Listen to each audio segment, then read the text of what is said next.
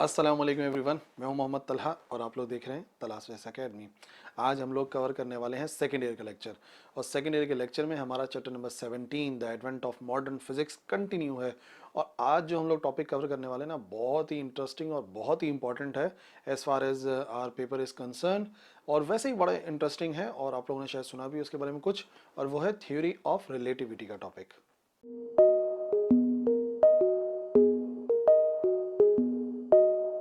तो हमारे कोर्स में जो थ्योरी ऑफ रिलेटिविटी का पार्ट है ना, वो है actually special theory of relativity.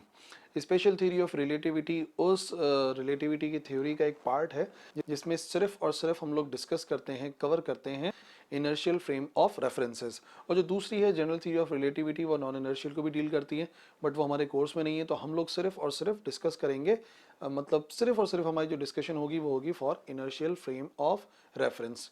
तो आज की इस वीडियो के अंदर सबसे पहले मैं आपको बताता हूँ postulates of special theory of relativity, और फिर वन बाय वन चलते हैं उसके कॉन्सिक्वेंस को समझने के लिए। तो पहला पोस्टुलेट ये है कि तमाम के तमाम जो फिजिकल लॉज हैं, ठीक है, including Newton's laws and Maxwell's electromagnetic equations, वो सारी की सारी इक्विवेलेंट है, बराबर हैं, सेम है for all inertial frame of reference.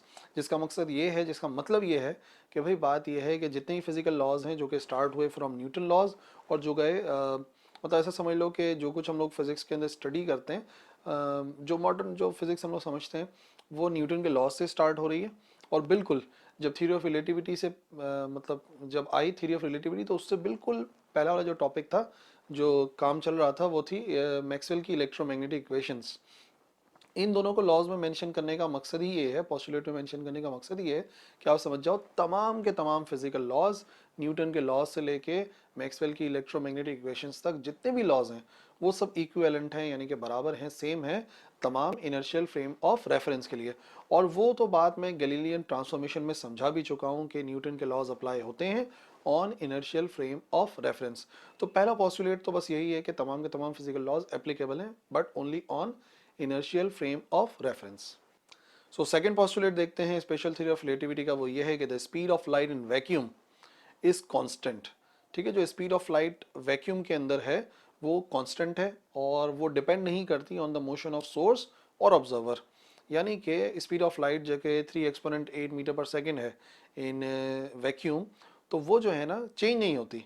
यानी कि हमने गैलीलियन ट्रांसफॉर्मेशन के अंदर देखा था कि जब जाहिर सी बात है ऑब्जर्वर मूव कर रहा है टुवर्ड्स सोर्स, ठीक है ना, या टुवर्ड्स बॉडी जो कि मूव कर रही थी, तो हमने देखा था वेलोसिटी ज़्यादा महसूस होती है। और जब उससे अवे जाते हैं तो जो स्पीड होती है वो कम महसूस होती है, ठीक है ना, कम मेजर करता है वो observer. But in case of light एक बड़ी अजीब व गरीब सी बात है कि लाइट की जो स्पीड है वो यूनिवर्सल कांस्टेंट है। यानी कि अगर आप लाइट के करीब जाओ या लाइट के दूर जाओ, ठीक है ना, इन वैक्यूम, तब भी आप जो स्पीड मेजर करोगे लाइट की, वो 3 एक्सपोनेंट 8 मीटर पर सेकेंड है। ठीक है, लेकिन ये इस वजह से नहीं है कि हमारी स्पीड बहुत कम है या स्पीड ऑफ लाइट बहुत ज़्यादा है। इसके पीछे कुछ और मकसद है, कुछ और डेरिवेशन है जो कि बाद में आइंस्टाइन ने करी, और वो कहलाते हैं consequences of special theory of relativity. और ये जो सारे के सारे रिजल्ट्स निकाले आइंस्टाइन ने और डेरिवेशन करी, वो इस बात को जहन में रखते हुए करी कि जो स्पीड ऑफ लाइट है वैक्यूम के अंदर, यानी कि value of C 3 exponent 8 metre per second, वो चेंज नहीं होती। सारी डेरिवेशन में जब भी कोई भी कॉन्सिक्वेंस ड्राइव किया आइंस्टाइन ने, तो इस बात को याद रखना है कि उसने सी को कांस्टेंट कंसिडर करा था। चाहे ऑब्जर्वर मूव करे या ना करे, speed of light in vacuum change नहीं होती। फिर कॉन्सिक्वेंसेज, 4 कॉन्सिक्वेंसेज हैं स्पेशल थ्योरी ऑफ रिलेटिविटी के। पहला है टाइम डिलेशन, दूसरा है लेंथ कॉन्ट्रैक्शन, तीसरा है मास वेरिएशन, और चौथा है एनर्जी मास रिलेशन, यानी कि E is equal to M C square. So मैं वन बाय वन आपको बताता हूँ। सबसे पहले समझ लेते हैं what is mean by time dilation. तो देखो, टाइम डायलेशन एक बड़ा इंटरेस्टिंग टाइप का टॉपिक है, क्योंकि बात ये कि क्लासिकल फिजिक्स के अंदर टाइम ही एब्सोल्यूट माना जाता था। लेकिन स्पेशल थ्योरी ऑफ रिलेटिविटी का जो पहला कॉन्सिक्वेंस निकला, वो ये निकला कि टाइम कोई एब्सोल्यूट क्वांटिटी नहीं है, टाइम खुद एक रिलेटिव क्वांटिटी है। टाइम डिपेंड करती है ऑब्जर्वर के ऊपर कि वो ऑब्जर्वर रेस्ट में है या इन स्टेट ऑफ मोशन है। ठीक है जी। तो है क्या टाइम डायलेशन का मेन मकसद, मैं बताता हूँ। अकॉर्डिंग टू टाइम डायलेशन, वो टाइम जो कि ऑब्जर्व करता है एक ऐसा ऑब्जर्वर जो कि रेस्ट में है, लेट से उसको हम टी नॉट का नाम दे देते हैं, ठीक है ना। एक टाइम ऑब्जर्व कर रहा है वो ऑब्जर्वर जो कि इन स्टेट ऑफ रेस्ट है, और उसका ऑब्जर्व किया गया टाइम टी नॉट है। ठीक है, एक दूसरा ऑब्जर्वर है जो सेम इवेंट को ऑब्जर्व कर रहा है और उसका नोट किया गया टाइम जो है वो t है। तो according to special theory of relativity जो कि टाइम ऑब्जर्व करता है मूविंग ऑब्जर्वर, वो हमेशा ज़्यादा होता है उस ऑब्जर्वेशन ऑब्जर्व किए गए टाइम के लिहाज से जो कि किसने ऑब्जर्व किया था, जो कि था इन स्टेट ऑफ रेस्ट। कंफ्यूजिंग है? हाँ तो है, जाहिर सी बात है, नई चीज़ है। हम क्लासिकल फिजिक्स थोड़ी मॉडर्न फिजिक्स को स्टडी कर रहे हैं। मैं कह रहा हूँ कि एक ही इवेंट हुआ, फॉर एग्जाम्पल एक पेंडुलम वाइब्रेट कर रहा था, उसी का टाइम पीरियड दो लोग ऑब्जर्व कर रहे हैं। एक वो शख्स ऑब्जर्व कर रहा है जो कि इन स्टेट ऑफ रेस्ट है, तो उसकी ऑब्जर्वेशन टी नॉट है, ठीक है ना। और उसी का जो टाइम पीरियड है यानी कि time to complete one vibration, वो ऑब्जर्व कर रहा है एक मूविंग फ्रेम ऑफ रेफरेंस। और स्पेशली अगर अप्लाई करना है तो ये देखना है कि जो मूविंग ऑब्जर्वर, जब भी मैं कहूँगा तो वो ऐसा ऑब्जर्वर होगा जो कि मूव कर रहा है speed which is comparable to the speed of light. क्योंकि जब तक स्पीड ऑफ लाइट से कंपेरेबल स्पीड के साथ मूव नहीं करेंगे तो स्पेशल थ्योरी का जो ये पूरा का पूरा असर है ना, उसको हम लोग ऑब्जर्व नहीं कर सकते। तो कहने का मतलब ये है कि जो मूविंग ऑब्जर्वर है उसके लिए टाइम हमेशा ज़्यादा होता है as compare to the observer at rest. यानी कि अगर रेस्ट वाला कह रहा है कि वो पेंडुलम अपना एक राउंड 3 सेकंड में मुकम्मल कर रहा है, तो ऐसा समझ लो, मतलब एग्जांपल दे रहा हूँ कि मूविंग ऑब्जर्वर कहेगा कि नहीं, वो जो पेंडुलम है अपना टाइम, अपना जो एक वाइब्रेशन मुकम्मल कर रहा है वो कर रहा है 9 सेकेंड्स के अंदर, ठीक है ना। तो उसके लिए टाइम क्या हो गया, फैल गया है, और फैलने को कहते हैं डायलेट करना, और यही कहलाता है टाइम डायलेशन। होता क्यों है टाइम डायलेशन? देखो ऐसा ऑब्जर्व किया गया है कि जब भी कोई बॉडी ट्रेवल करती है, जब भी कोई फ्रेम ऑफ रेफरेंस कोई शख्स ट्रेवल करता है with speed comparable to the speed of light, तो ऐसी सूरत में तमाम फिजिकल, तमाम केमिकल और तमाम बायोलॉजिकल प्रोसेसेस स्लो डाउन हो जाते हैं। कहने का मतलब यह है कि घड़ी का चलना एक फिजिकल प्रोसेस है, तो वो स्लो डाउन हो जाता है जब भी कोई फ्रेम ऑफ रेफरेंस ट्रेवल करेगा बहुत तेजी के साथ, यानी कि comparable to the speed of light. Physical process slow down हो रहे हैं तो मतलब घड़ी स्लो चलेगी।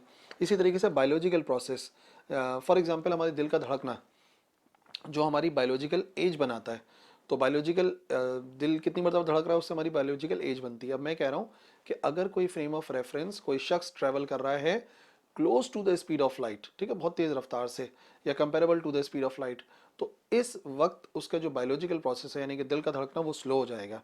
जब दिल कम धड़केगा तो जो बायोलॉजिकल एज है वो कम बढ़ेगी, और इसी वजह से जो एजिंग है वो भी स्लो डाउन हो जाती है जब कोई ऑब्जर्वर ट्रेवल करता है close to the or comparable to the speed of light.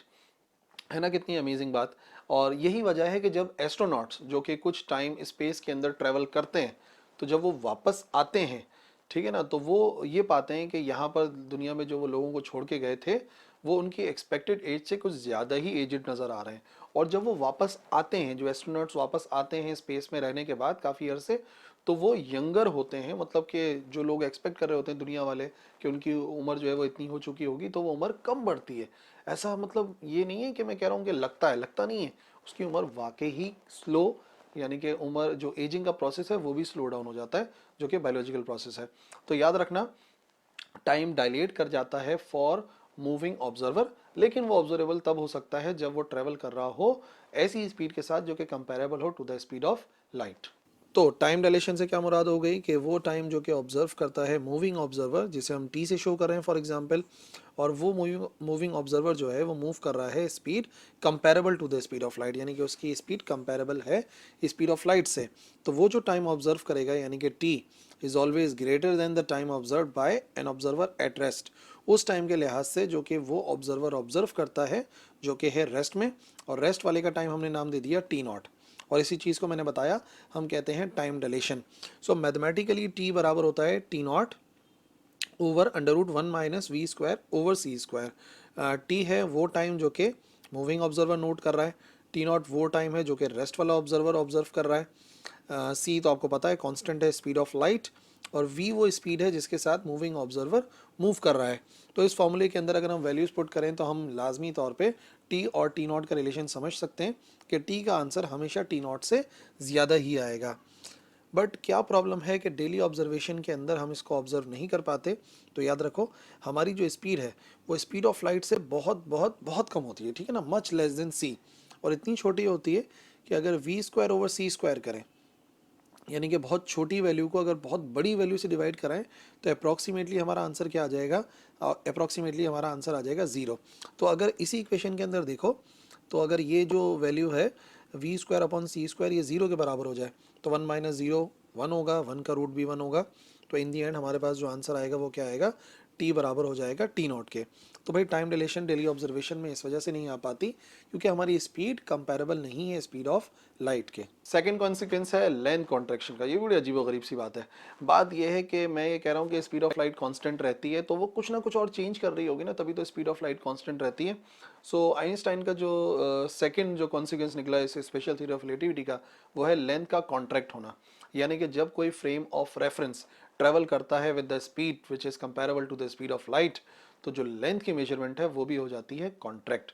यानी कि एक रेस्ट वाला ऑब्जर्वर किसी चीज की लेंथ को अगर ऑब्जर्व करेगा तो वो ऑब्जर्व करेगा ज्यादा, जबकि अगर उसी चीज की लेंथ ऑब्जर्व करेगा कोई मूविंग ऑब्जर्वर तो वो लेंथ की मेजरमेंट कम ऑब्जर्व करेगा। अगर फॉर एग्जांपल रेस्ट वाले की ऑब्जर्व की गई लेंथ एल नॉट है और मूविंग ऑब्जर्वर की ऑब्जर्व की गई लेंथ एल है, तो L will be always less than L naught. यानी कि मूविंग ऑब्जर्वर स्पेशली जो ट्रेवल कर रहा हो close to the speed of light, यानी फॉर एग्जांपल अगर हम रुके में भी, ठीक है ना, हम बिल्कुल स्टेशनरी है और मैं एक पॉइंट को मेजर कर रहा हूँ कि भाई अच्छा ये पॉइंट कितना दूर है, तो वो मेरी ऑब्जर्व की गई लेंथ हो गई। लेकिन जब कोई शख्स ट्रैवल करेगा close to the speed of light, तो वो जो डिस्टेंस ट्रैवल करेगा वो डिस्टेंस कम ट्रैवल करेगा और जल्दी पहुंच जाएगा। तो बात ये कि स्पीड ऑफ लाइट कांस्टेंट क्यों रही हमारे मूव करने की वजह से, क्योंकि वहां पर लेंथ कॉन्ट्रैक्शन हो रहा था, लेंथ कॉन्ट्रैक्ट हो रही थी। तो याद रखना मूविंग ऑब्जर्वर के लिए जो ऑब्जर्व की गई लेंथ होती है वो हमेशा कम होती है as compare to the observation which is observe by stationary frame of reference, और इसी को हम कहते हैं length contraction. Mathematically length contraction को ऐसे समझ लो कि भाई लेंथ जो कि ऑब्जर्व करता है मूविंग ऑब्जर्वर वो है लेंथ कैपिटल एल, ठीक है, और ये बात कंफर्म है कि वो जो ऑब्जर्वर है वो मूव कर रहा है comparable to the speed of light, वो हमेशा कम होगी, ठीक है ना। वो जो लेंथ ऑब्जर्व करेगा मूविंग ऑब्जर्वर वो हमेशा कम होगी उस लेंथ से जो कि ऑब्जर्व करेगा ऑब्जर्वर, जो कि किस में होगा, इन स्टेट ऑफ रेस्ट, यानी कि एल नॉट। यानी कि लेंथ हो जाती है कॉन्ट्रैक्ट और इसी वजह से ये कहलाता है लेंथ कॉन्ट्रैक्शन। मैथमेटिकली जो इसके लिए फॉर्मूला ड्राइव किया था आइंस्टाइन ने वो है L is equal to L naught under root 1 minus v square over C square. L वो लेंथ है जो कि मूविंग ऑब्जर्वर नोट कर रहा है, एल नॉट वो लेंथ है जो कि रेस्ट वाला ऑब्जर्वर नोट कर रहा है, बाकी जो मूविंग ऑब्जर्वर की स्पीड है वो वी है, and c as you know that is the speed of light that is constant. तो डेली ऑब्जर्वेशन में क्यों नहीं हम देखते कि हमारे कार में चलने की वजह से लेंथ कॉन्ट्रैक्ट हो रही है, तो भाई बात सिंपल सी वही है कि हमारी स्पीड ऑफ लाइट से बहुत कम है। तो इतनी छोटी वैल्यू इतनी बड़ी वैल्यू से डिवाइड होगी तो अप्रॉक्सीमेटली आंसर आएगा 0, और अगर अप्रॉक्सीमेटली आंसर आएगा 0 तो आप देख सकते हो क्लियरली 1 माइनस 0 1 होगा, ठीक है, यानी कि रूट में 1 आएगा और 1 का रूट भी 1 के बराबर होगा, तो L बराबर हो जाएगा L नॉट के। इसी वजह से यहाँ पे लिखा हुआ है कि L is equal to L not. So जो डिस्टेंस होता है यहाँ से लेके किसी भी फासले तक का हमारी डेली ऑब्जर्वेशन में, अगर हम कार में ट्रैवल करते हैं तब भी वो डिस्टेंस उतना ही होता है, शॉर्ट नहीं होता, बिकॉज हमारी स्पीड बहुत कम है। तीसरा जो कॉन्सिक्वेंस है मास वेरिएशन कहलाता है। तो भाई जिस तरीके से टाइम बढ़ जाता है, डायलेट हो जाता है, लेंथ कॉन्ट्रैक्ट हो जाती है, मास भी बढ़ जाता है। वो ऑब्जर्वर जो कि मूव कर रहा हो with the speed comparable to the speed of light, तो मास की मेजरमेंट भी वो ज्यादा ऑब्जर्व करेगा, मास को ज्यादा ऑब्जर्व करेगा as compare to the stationary observer. और यही मास की ऑब्जर्वेशन ज्यादा ऑब्जर्व करना, ठीक है, ये वैसे आइंस्टाइन की सारी डेरिवेशंस हैं जो कि हम लोग स्टडी कर रहे हैं, लेकिन ऐसा है भी प्रैक्टिकली। तो बात यह है कि जो वो ऑब्जर्व करेगा मूविंग ऑब्जर्वर मास को, वो हमेशा ज्यादा होगा as compare to the observer at rest, और इसे हम कहते हैं मास वेरिएशन। मास वेरिएशन को मैथमेटिकली देख लो, जो कि मास ऑब्जर्व करता है मूविंग ऑब्जर्वर जिसे हम शो कर रहे हैं m से, ठीक है, और वो ऐसी स्पीड से मूव कर रहा है that is comparable to the speed of light, is always greater than, वो हमेशा ज्यादा होता है उस मास से जो कि रेस्ट वाला ऑब्जर्वर ऑब्जर्व करता है, यानी कि एम नॉट। और इसी को हम क्या कहते हैं, इसी को हम कहते हैं मास वेरिएशन। मास बढ़ जाता है और सेम वही फॉर्मूला जो कि टाइम डिलेशन के लिए था, m is equal to m naught over under root 1 minus v square over C square हमें यूज़ करना होता है, ठीक है ना, मास वेरिएशन में, एज जैसा कि हम यूज़ करते हैं टाइम डिलेशन में। और एट लास्ट जो चौथा कॉन्सिक्वेंस है वो तो बड़ा ही कॉमन है, is equal to M C square. Einstein के मुताबिक mass can be converted into energy and energy can be converted into mass.